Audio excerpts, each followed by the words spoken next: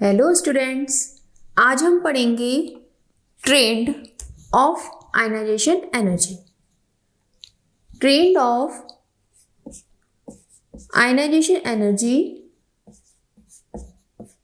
along the period and group. ठीक है, along the period क्या होता है? जब हम लेफ्ट टू राइट जाते हैं, जैसे पहला हमारा एलिमेंट क्या है? हाइड्रोजन, और नेक्स्ट है हीलियम। ठीक है, सेकंड पीरियड में हमारा क्या आता है? Lithium, beryllium, boron, carbon, nitrogen, oxygen, fluorine, neon. जब हम लेफ्ट टू राइट जाते हैं तो क्या होता है? इफेक्टिव न्यूक्लियर चार्ज बढ़ता है, और इफेक्टिव न्यूक्लियर चार्ज बढ़ने की वजह से साइज छोटा होता जाता है। साइज छोटा होता जाता है तो ऑटोमोस्ट ऑर्बिट से इलेक्ट्रॉन को निकालना उतना ही मुश्किल हो जाता है, जिसकी वजह से आयनाइजेशन एनर्जी बढ़ती जाती है। ठीक है, क्या होता है? लेफ्ट टू राइट जाने पर आयनाइजेशन एनर्जी बढ़ती है क्योंकि साइज छोटा होता जाता है, इफेक्टिव न्यूक्लियर चार्ज बढ़ता जाता है और इलेक्ट्रॉन को रिमूव करना बहुत मुश्किल होता जाता है। ठीक है, अब हम फर्स्ट पीरियड में हम देखें, हाइड्रोजन से हीलियम की तरफ जब हम बढ़ते हैं तो हीलियम का ऑक्टेट क्या है? कंप्लीट है, इसलिए हीलियम की आयनाइजेशन एनर्जी हमेशा हाइड्रोजन से ज़्यादा होती है। ठीक है, और हीलियम की पूरी पीरियडिक टेबल में सबसे ज़्यादा आयनाइजेशन एनर्जी होती है। क्यों होती है? क्योंकि जब हम डाउन द ग्रुप जाते हैं, अप टू डाउन जाते हैं, तो आयनाइजेशन एनर्जी घटती है। ठीक, तो ऑल ओवर पूरी पीरियडिक टेबल में हीलियम की आयनाइजेशन एनर्जी सबसे ज़्यादा होती है। आप इसको नोट भी कर सकते हैं। ठीक है, अब हम आते हैं सेकंड पीरियड में। ये हमारा क्या है? सेकंड पीरियड है। सेकंड पीरियड में क्या होता है? जब देखिए, अब हम लेफ्ट टू राइट बढ़ रहे हैं, ट्रेंड क्या होना चाहिए? बढ़ती रहनी चाहिए, मैंने भी बताया आपको। लेकिन यहाँ एक एक्सेप्शन होता है। एक्सेप्शन क्या होता है? यही मेन है, इसी को ध्यान रखना होता है, एक्सेप्शन। आप इनके थोड़ा सा कॉन्फ़िगरेशन पे जाओ, मैं कॉन्फ़िगरेशन लिखती हूँ इनका तो ज़्यादा क्लियर होगा। ये क्या है? लिथियम का हम एटॉमिक नंबर भी साथ में लेके चलेंगे। लिथियम का 3 है, बेरिलियम का 4 है, बोरॉन का 5, कार्बन का 6, नाइट्रोजन का 7, ऑक्सीजन का 8, फ्लोरीन का 9 और नियोन का 10। ये एटॉमिक नंबर हो गया। अब इनका कॉन्फ़िगरेशन हम देखें, 1s2, 2s1, मैं लास्ट ऑर्बिट का लिख रही हूँ, 2s1, 2s2, यहाँ देखो 2s2 2p1 हो जाएगा, यहाँ 2s2 2p2। आप चाहें अपने समझने के लिए इसको पूरा लिख सकते हैं। ठीक है, 2s2 2p3, 2s2 2p4, 2s2 2p, क्या गड़बड़ हो गया? मैंने ऑक्सीजन का छोड़ दिया, ये ऑक्सीजन की तो है। ठीक है, ये इसका है। फ्लोरीन का क्या है? 2s2 2p5 एंड नियोन का है 2s2 2p6। ठीक है, ये हमारा कॉन्फ़िगरेशन हो गया। अब इसमें यहाँ आप ध्यान से देखो, यहाँ क्या हो रहा है? फुलफिल्ड कंडीशन है। मैंने आपको बताया था फैक्टर्स अफेक्टिंग आयनाइजेशन एनर्जी, उसमें एक मैंने बताया था configuration, electronic configuration, stability of orbitals. ठीक है, जहाँ फुल्ली फिल्ड और हाफ फिल्ड कंडीशन होगी, वो ऑर्बिटल्स क्या होते हैं? स्टेबल होते हैं। वो इलेक्ट्रॉन देना नहीं चाहेंगे क्योंकि वो स्टेबल कंडीशन में है, तो वो एक्स्ट्रा स्टेबिलिटी गेन कर लेते हैं, जिसकी वजह से उनका आयनाइजेशन एनर्जी बहुत ज़्यादा बढ़ जाती है। ये बात याद रहेगी, ये बात ध्यान रखनी है। यहाँ पे क्या होता है? बेरिलियम में 2s2 है, 2s2 यानी कि फुल फिल्ड कंडीशन है, ये पूरा भरा हुआ है, एस ऑर्बिटल्स का भरा हुआ है। यहाँ आप ध्यान से देखो, नाइट्रोजन, नाइट्रोजन क्या कंडीशन है? 2p3 condition. 2p3 means half filled, half filled condition है। यहाँ पे हाफ फिल्ड की वजह से आधा भरा हुआ है, स्टेबल कंडीशन है। नियोन का देखो, नियोन का क्या है? फुल्ली फिल्ड कंडीशन आ गई है, फुल्ली फिल्ड आ गई है। तो क्या होगा? ये दोनों एक्स्ट्रा स्टेबिलिटी गेन करेंगे, ये भी एक्स्ट्रा स्टेबिलिटी गेन करेंगे। तो हमारा जो ट्रेंड बनेगा वो कुछ इस तरह से नहीं, कुछ अलग ट्रेंड बनेगा। वो क्या बनेगा? सबसे ज़्यादा, आप ऐसे लिखो पहले समझने के लिए, क्या ट्रेंड होगा? हमने लिख लिया इसको। सबसे ज़्यादा तो नियोन की ही होगी। ठीक है, क्योंकि कैसी? इनर्ट गैस है, स्टेबल होती है ये। उससे कम फ्लोरीन की। अब यहाँ क्या होगा? नाइट्रोजन की ऑक्सीजन से ज़्यादा हो जाएगी। ठीक है, क्योंकि नाइट्रोजन कैसी? हाफ फिल्ड कंडीशन में। तो हम यहाँ इसको चेंज कर देते हैं, नाइट्रोजन की ऑक्सीजन से ज़्यादा हो जाएगी। ठीक, ये एक्सेप्शन आ गया, ये ध्यान रखना है। ठीक है, फिर वैसे चल रहे हैं हम। ठीक है, अब यहाँ ध्यान देखो, यहाँ पर क्या है, बेरिलियम का फुलफिल्ड कंडीशन आ गई है, तो बेरिलियम की बोरॉन से ज़्यादा हो जाएगी आयनाइजेशन एनर्जी। ठीक है, बाकी ट्रेंड ऐसे ही चलेगा।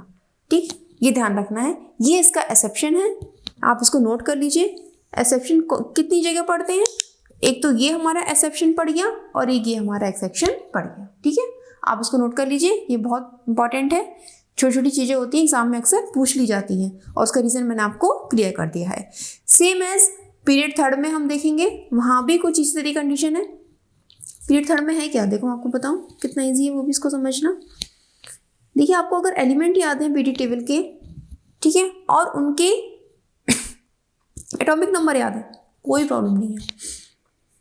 Sodium, magnesium, aluminium, silicon, phosphorus, sulphur, chlorine, argon, यही तो होता है थर्ड पीरियड में।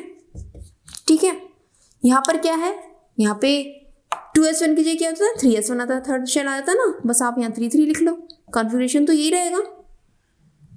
3s2 3p1, मैं इसलिए ऐसा कर रही हूँ जिससे आपको याद करने में भी आसानी रहेगी और समझने में भी आसानी रहेगी। 3s2 3p3, बस देखो ये तो चेंज करा है हमने, 3s2 3p4, 3s2 3p6 and 3s2 3p5। ठीक है, तो यहाँ पे क्या हुआ, यहाँ भी देखो आप ध्यान से, मैग्नीशियम में क्या कंडीशन आ रही है, फुल्ली फिल्ड कंडीशन आ रही है, फास्फोरस में हाफ फिल्ड कंडीशन आ रही है, और आर्गन में भी फुल्ली फिल्ड कंडीशन आ रही है। इसका भी ट्रेंड बिल्कुल ऐसी रहेगा। ठीक, क्या रहेगा, मैं इसको मिटा देती हूँ। देखो, हम भी इसको पहले ऐसे ही लिख लेंगे, sodium, magnesium, aluminium, silicon, phosphorus, sulphur, chlorine, argon. Argon सबसे ज़्यादा हो गया, क्लोरीन उससे कम हो गया। यहाँ पे ध्यान दो, फास्फोरस हाफ फिल्ड कंडीशन में, इसको इंटरचेंज कर लो। क्या करो, इंटरचेंज कर लेते हैं हम। फास्फोरस का सल्फर से ज़्यादा हो गया, फिर वैसे ही चलेगा चलेगा चलेगा भाई चलेगा। अब यहाँ क्या हो गया, मैग्नीशियम फुलफिल्ड कंडीशन हो गई, मैग्नीशियम का आयनाइजेशन एनर्जी एल्यूमिनियम से ज़्यादा हो जाएगी, तो हमने ये कर दिया। ठीक है, बाकी ऐसे रहेगा। ठीक, ये हमारा थर्ड पीरियड के लिए हो गया, आप इसको नोट कर लीजिए। एक्सेप्शन हमारे ये दो हैं जो मैंने सर्कल कर दिए। क्लियर है, ठीक, समझ में आ गया। ठीक, अब हम नेक्स्ट आगे चलते हैं, फोर्थ एंड फिफ्थ पीरियड। आप ध्यान दो, फोर्थ एंड फिफ्थ पीरियड में क्या होता है हमारा,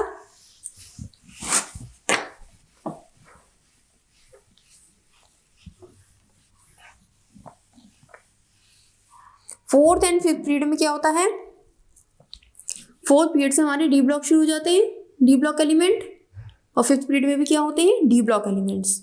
डी ब्लॉक एलिमेंट्स में क्या होता है, जब हम डी ब्लॉक में लेफ्ट टू राइट जाते हैं तो क्या होता है, इफेक्टिव न्यूक्लियर चार्ज ऑब्वियसली बढ़ता है। जब बढ़ेगा तो धीरे धीरे करके आयनाइजेशन एनर्जी बढ़ती है, धीरे धीरे करके बढ़ती है। ठीक है, बढ़ती रहती है, लेकिन जैसे ही हम कॉपर से जिंक पर आते हैं, कॉपर का क्या है 29, जिंक का है 30, तो एक सडन जंप होता है, बहुत तेजी से आयनाइजेशन एनर्जी इंक्रीज कर जाती है।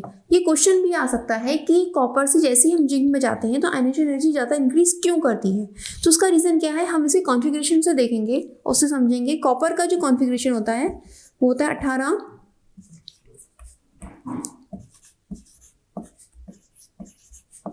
19 और 10 29, कॉपर का 29 होता है। ठीक है, जिंक का देखें, जिंक का 30, 18, 19 20, 10 30। अब ये देखो जरा ध्यान से, ये फुल्ली फिल्ड कंडीशन है, डी ऑर्बिटल भी भरा हुआ है और एस ऑर्बिटल भी भरा हुआ है, जबकि कॉपर में क्या है, डी सॉरी ये मैंने यहाँ डी बना दिया, ऐसे यहाँ एस ऑर्बिटल क्या है, केवल एक इलेक्ट्रॉन है। ठीक है, यहाँ पर फुल्ली फिल्ड कंडीशन नहीं है, जिसकी वजह से इनकम्प्लीट ऑर्बिटल की वजह से कॉपर का से जब हम जिंक में जाते हैं हम इनकम्प्लीट से कम्प्लीटली फिल्ड कंडीशन में जाते हैं तो आयनिक एनर्जी बहुत ज़्यादा बढ़ जाती है, क्योंकि ये स्टेबल है और कोई भी स्टेबल एलिमेंट अपने से आराम से इलेक्ट्रॉन निकलने नहीं देगा, ठीक है, इसलिए आयनिक एनर्जी बढ़ जाती है। जैसा ट्रेंड यहाँ पर है 4D में 3D में 3D सीरीज में, ठीक है, ऐसे ही 4D सीरीज में भी ट्रेंड चलेगा। वहाँ क्या होगा, लेफ्ट टू राइट जैसे ही हम जाएंगे तो क्या होगा, आयनिक एनर्जी बढ़ेगी, लेकिन जैसे ही हम अब यहाँ क्या आता है, कॉपर के नीचे कौन सा एलिमेंट आता है, मैं इसको लिख करती हूँ,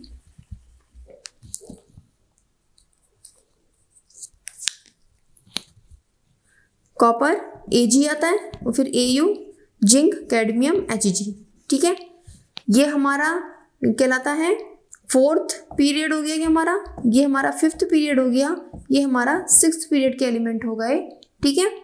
इसको हम बोलते हैं, क्योंकि इसमें 3D ऑर्बिटल भरना शुरू होता है, 3D सीरीज बोलते हैं इसको 4D सीरीज बोलते हैं, इसलिए 5D सीरीज बोलते हैं। कंफ्यूज बिल्कुल नहीं होना है, आप ध्यान से समझो पीरियडिक टेबल में एलिमेंट्स किस तरह से लगे होते हैं। ये 3 पीरियड तो मैंने आपको अभी बता दिए, 4th पीरियड है, ये 5th पीरियड है और ये 6th पीरियड है, ठीक है।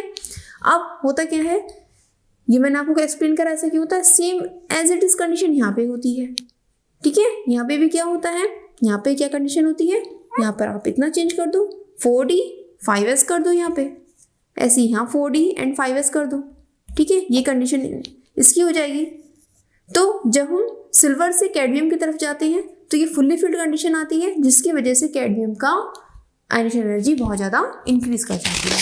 ठीक हो गई बात, क्लियर समझ में आ गई, ठीक। ये हमारा अलोंग द पीरियड ट्रेंड हो गया। अब हम आगे चलते हैं और हम पढ़ते हैं ग्रुप में इसका ट्रेंड क्या रहता है जब हम अप टू डाउन मूव करते हैं पीरियडिक टेबल में। क्लियर है, अप टू डाउन मूव करने पर क्या होता है, जब हम अप टू डाउन मूव करते हैं क्या होता है, नए नए शेल बनते हैं, साइज इंक्रीज करता है, साइज इंक्रीज करेगा तो क्या होगा, फोर्स ऑफ अट्रैक्शन न्यूक्लियस का आउटरमोस्ट ऑर्बिट इलेक्ट्रॉन पे कम होता जाएगा तो क्या होगा, इलेक्ट्रॉन को रिमूव करना आसान होगा, जिसकी वजह से आयनिक एनर्जी डिक्रीज करती जाएगी। क्या होगा, आयनिक एनर्जी डिक्रीज होती जाएगी। ये बात क्लियर हो गई। नॉर्मल ट्रेंड है। होता क्या है, जब हम फर्स्ट ग्रुप हमारा alkali metals and second group, first A group और सेकंड ए ग्रुप पर आराम से ये हम अप्लाई कर सकते हैं, कोई एक्सेप्शन नहीं है, ठीक है। एक्सेप्शन कोई नहीं है। एक्सेप्शन कहाँ आता है, ग्रुप 13 में और 14 में एक्सेप्शन आते हैं। बाकी बचा हमारा 15 ग्रुप, 16 ग्रुप, 17 ग्रुप, 18 ग्रुप, ठीक है। ये कौन कौन से ग्रुप होते हैं, ये फास्फोरस फैमिली हो गई, नाइट्रोजन फैमिली, ये ऑक्सीजन फैमिली, ये क्लोरीन फैमिली, हैलोजेंस, और ये सब हो गई इनर्ट गैसेस। इनमें भी कोई एक्सेप्शन नहीं है। नॉर्मल ट्रेंड फॉलो होता है। अप टू डाउन जाने पर आयनिक एनर्जी डिक्रीज होती है, लेकिन जो एक्सेप्शन है हमारा वो है ग्रुप 13 एंड ग्रुप 14, यानी कि boron family and carbon family. वहाँ क्या एक्सेप्शन है ये आप नोट करिए, इंपॉर्टेंट है।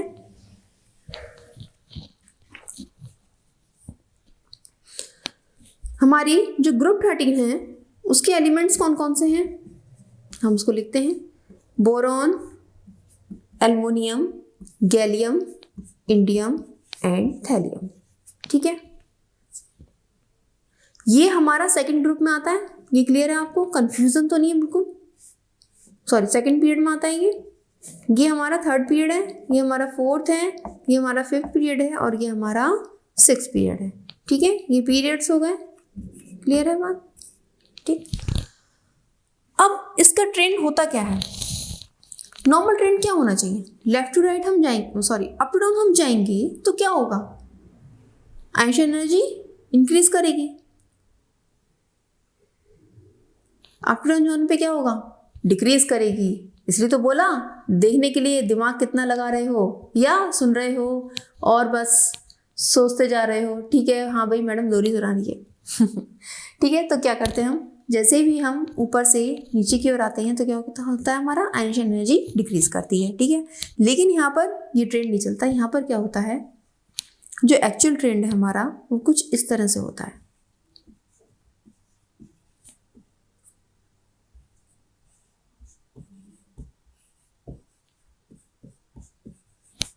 अब क्वेश्चन ये राइज होता है कि ऐसा होता क्यों है।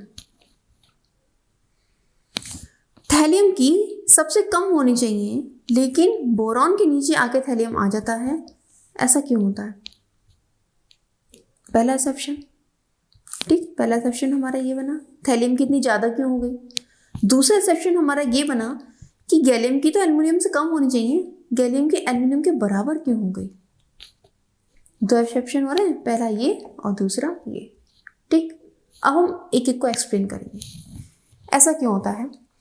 बोरॉन की थैलियम से ज़्यादा तो होगी, लेकिन थैलियम की इन तीनों से ज़्यादा क्यों हो जाती है, उसका रीज़न क्या है। आप यहाँ ध्यान से देखो, थैलियम कौन से पीरियड में है, 6th पीरियड में है। 6th पीरियड में क्या होता है, क्या होता है 6th पीरियड में, लैंथेनाइड्स आ जाते हैं 6th पीरियड में, ठीक है। 7th पीरियड में एक्टिनाइड्स आते हैं, याद है। लैंथेनाइड्स और एक्टिनाइड्स कहाँ से शुरू होते हैं, 6th पीरियड और 7th पीरियड से। जब 6th पीरियड से लैंथेनाइड शुरू हो गए तो यहाँ पर एफ ब्लॉक भरना शुरू हो जाता है, ठीक है। एफ ब्लॉक भरना शुरू हो जाता है। एफ ब्लॉक की कैसी होती है, पुअर शील्डिंग होती है, यहां से एफ ब्लॉक भरना शुरू हो जाता है, यानी कि थैलियम में क्या होगा, एफ ब्लॉक भर रहा होगा, ठीक है। यानी कि इसमें एफ ब्लॉक होगा। जब एफ ब्लॉक होगा तो एफ ब्लॉक की पुअर शील्डिंग होती है, पुअर शील्डिंग की वजह से जो न्यूक्लियस होता है उसका आउटरमोस्ट ऑर्बिट पर इफेक्टिव न्यूक्लियर चार्ज बढ़ जाता है, पुअर शील्डिंग हो जाती है, आउटरमोस्ट ऑर्बिट के इलेक्ट्रॉन पर इफेक्टिव न्यूक्लियर चार्ज बढ़ जाता है, जिससे कि क्या होता है, साइज डिक्रीज हो जाता है। साइज डिक्रीज होने की वजह से जो इलेक्ट्रॉन है उनका निकाल पाना उतना ही मुश्किल हो जाता है, ठीक है। जब इलेक्ट्रॉन का निकाल पाना उतना ही मुश्किल हो जाता है तो आइंस्टाइन एनर्जी इंक्रीज हो जाती है।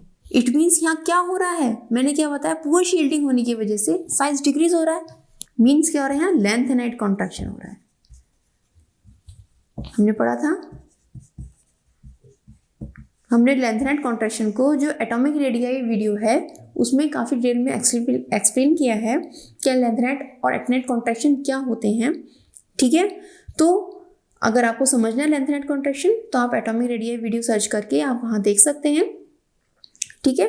तो लैंथेनाइड कॉन्ट्रैक्शन में क्या बताया था, शॉर्ट में बता देती हूँ मैं कि poor shielding of F orbital, F orbital की पुअर शील्डिंग की वजह से जो आउटरमोस्ट ऑर्बिट के इलेक्ट्रॉन हैं उनका जो है न्यूक्लियस पर इफेक्टिव न्यूक्लियर चार्ज काफ़ी बढ़ जाता है, अट्रैक्शन बढ़ जाता है, जिसकी वजह से इलेक्ट्रॉन को निकाल पाना उतना मुश्किल हो जाता है, जिसकी वजह से जो है थैलियम का जो आइंस्टाइन एनर्जी है वो काफ़ी ज़्यादा इंक्रीज कर जाती है, ठीक है।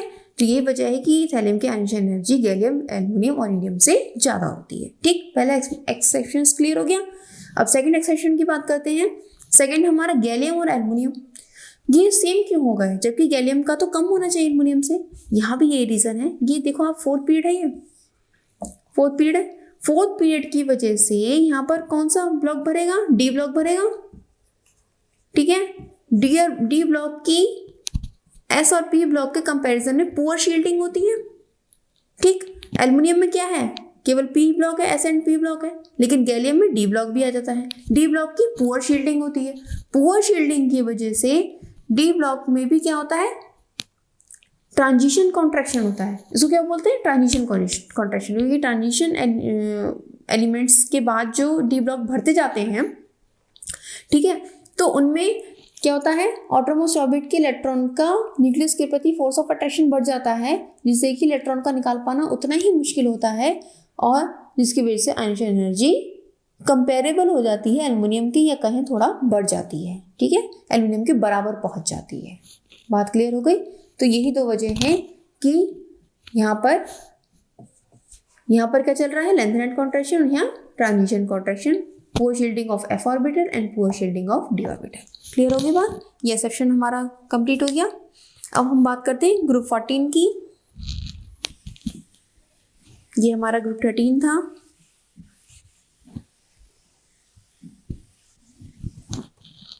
ग्रुप 14,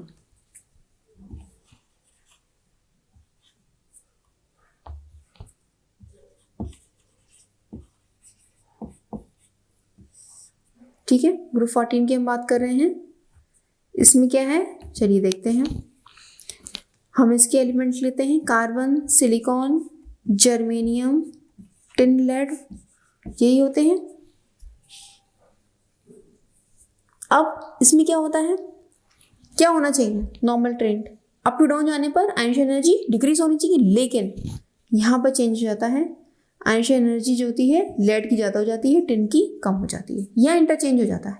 तो क्या बनता है हमारा final, carbon, silicon, germanium, lead and tin. ठीक है, ये हमारा बनता है। क्लियर हो गया। तो अब क्या होता है, ऐसा क्यों होता है भाई, यानी भाई ऐसा क्यों होता है, उसका रीजन क्या है, उसका रीजन ये है, सेम रीजन, लगाओ दिमाग, सेम रीजन जो अभी बताया। क्या है यहाँ पे, second, third, fourth, fifth, six group है, ये हमारा 6 पीरियड है। ठीक है, 6 पीरियड में क्या है, लेंथेनाइट कॉन्ट्रैक्शन। यहाँ भी लेंथेनाइट कॉन्ट्रैक्शन की वजह से क्या होता है, लेड का साइज टिन से कम हो जाता है, फोर्स ऑफ अट्रैक्शन बढ़ जाता है, इफेक्टिव चार्ज बढ़ जाता है, pure shielding of F orbital की वजह से, और इलेक्ट्रॉन का निकाल पाना मुश्किल हो जाता है, जिसकी वजह से लेड का आयनिक एनर्जी टिन से ज़्यादा हो जाती है। क्लियर, ये हमारा अलोंग द ग्रुप क्लियर हो गया। अब थोड़ा सा हम डी ब्लॉक में भी बात कर लेते हैं। ये तो देखिए आपका कंप्लीट हो गया पूरा, हमारा सारे ग्रुप्स मैंने ले लिए 18 ग्रुप्स। ठीक है, अब हम थोड़ा सा डी ब्लॉक में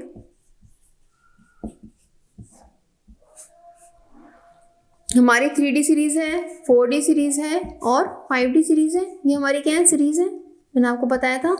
ये हमारी 4th पीरियड में आती है 3D सीरीज। पीरियड कौन से चलते हैं इसमें, 4th, इसमें चलेगा 5th पीरियड और इसमें चलेगा 6th पीरियड। ठीक है, अब 3D सीरीज में हमारे जो मैं लास्ट के एलिमेंट्स ले लेती हूँ, copper, Ag, Au, zinc, cadmium, Hg। ठीक है, ये हमारे होते हैं फर्स्ट बी और सेकंड बी। हम लास्ट के ले रहे हैं ट्रांजिशन एलिमेंट्स में लास्ट के। ठीक है, तो क्या होता है, ऊपर से नीचे हम जा रहे हैं जब, तो क्या हो रहा है, साइज बढ़ रहा है, लेकिन यहाँ पर क्या हो जाता है, लेंथेनाइट कॉन्ट्रैक्शन, मैंने बताया था लेंथेनाइट कॉन्ट्रैक्शन होता है। यहाँ पर क्या होता है, देखो यहाँ पे क्या होता है, 3D एंड 4D सीरीज में इन दोनों की जो आयनिक एनर्जी होती है लगभग बराबर होती है। 3D एंड 4D सीरीज में हमें ध्यान रखना है, IE ऑफ 3D इज लगभग same IE of 4D series. ठीक है, इनकी आयनिक एनर्जी लगभग बराबर होती, क्यों होती है, लेंथेनाइट कॉन्ट्रैक्शन। ठीक है, कॉन्ट्रैक्शन की वजह से, बोर शील्डिंग की वजह से साइज कम हो जाता है, इलेक्ट्रॉन का निकाल पाना मुश्किल हो जाता है, जिसकी वजह से जो कम होनी चाहिए थी आयनिक एनर्जी, हमने कहा ना अप टू डाउन जाने पर क्या होती है, IE कम होती है, लेकिन कंपेरेबल हो जाती है, बराबर हो जाती है। ठीक है, ये एक्सेप्शन हो गया। और दूसरा एक्सेप्शन क्या होता है, यहाँ पे क्या हो जाता है, यहाँ पे थोड़ा उल्टा हो जाता है। हम कहते हैं कि 4D से 5D की कम होनी चाहिए, लेकिन 5D की बढ़ जाती है। IE ऑफ 4D सीरीज, ठीक है, से ज़्यादा होती है IE ऑफ 5D। 5D की IE ज़्यादा होती है, क्यों होती है ज़्यादा, उसका रीज़न क्या है, लेंथेनाइट कॉन्ट्रैक्शन। देखो आप यहाँ 6 पीरियड शुरू हो गया, 6 पीरियड से यहाँ F ब्लॉक भरना शुरू हो जाते हैं। F ब्लॉक भरने की वजह से ये होता है, आउटर मोस्ट ऑर्बिट में इफेक्टिव न्यूक्लियर चार्ज बढ़ जाता है, इलेक्ट्रॉन का निकाल पाना मुश्किल, जिसकी वजह से जो है IE ज़्यादा हो जाती है, और इतनी ज़्यादा हो जाती है कि 4D से भी, 3D और 4D से भी ज़्यादा पहुँच जाती है। तो ये बहुत इंपॉर्टेंट एक्सेप्शंस है, आप इसको नोट कर लीजिए कि एग्ज़ाम में पूछा जाता है, किसमें, नीट और IIT के एग्ज़ाम से पूछा जाता है। ठीक है, इसलिए इंपॉर्टेंट है, आप इसको कंपटीशन के बेसिस पे नोट कर लीजिए, ये सारी इन्फॉर्मेशन जो भी एक्सेप्शन की थी। ठीक है, आपको क्लियर हो गया होगा कि आयनिक एनर्जी का along the period and along the group, मैंने पूरी पीरियड टेबल कवर कर दी है इसमें, कि क्या क्या इसका वेरिएशन रहता है और क्या क्या एक्सेप्शन भी होते हैं। ठीक है, इसलिए आप इसको पढ़िए, ध्यान से पढ़ते रहिए। All the best.